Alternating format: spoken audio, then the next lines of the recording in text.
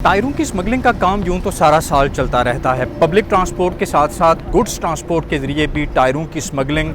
वसी पैमाने पर की जाती है। कस्टम्स की टीमें और कस्टम्स इंटेलिजेंस की टीमें जो हैं आए रोज़ टायरों से भरे हुए मजदे, ट्रक या फिर पब्लिक ट्रांसपोर्ट में से भी टायर्स बरामद करती रहती हैं। इसके बावजूद सारा साल टायरों की स्मगलिंग का काम जो है ये तसलसल के साथ चलता रहता है। केसेस भी होते रहते हैं, लेकिन उसके बावजूद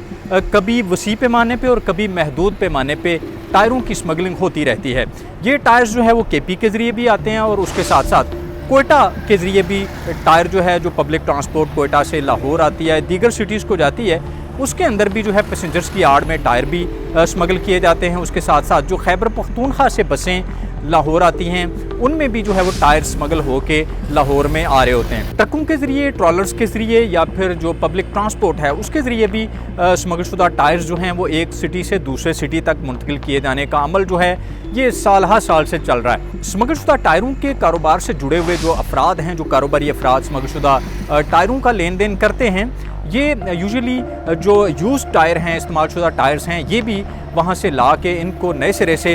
थोड़ा बहुत जो है वो इन पे काम करने के बाद मार्केट में बेच देते हैं। टायरों की स्मगलिंग से जुड़े हुए जो अफराद हैं, इनके पास ऐसे माहिर अफराद भी मौजूद होते हैं इनकी वर्कफोर्स में, जो कि एक एक टायर के अंदर जो है वो 8-8 टायर इंतहाई महारत के साथ जो है वो इस तरह से पैक कर देते हैं कि वो थोड़ी सी जगह के ऊपर ज़्यादा टायर्स को जो है वो कैरी करके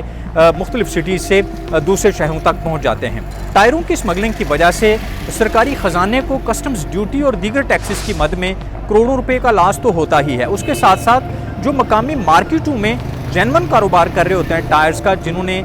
बिल्कुल कानूनी तरीके से टायर इंपोर्ट किए होते हैं, उनके कारोबार को भी अच्छा खासा नुकसान पहुँचता है।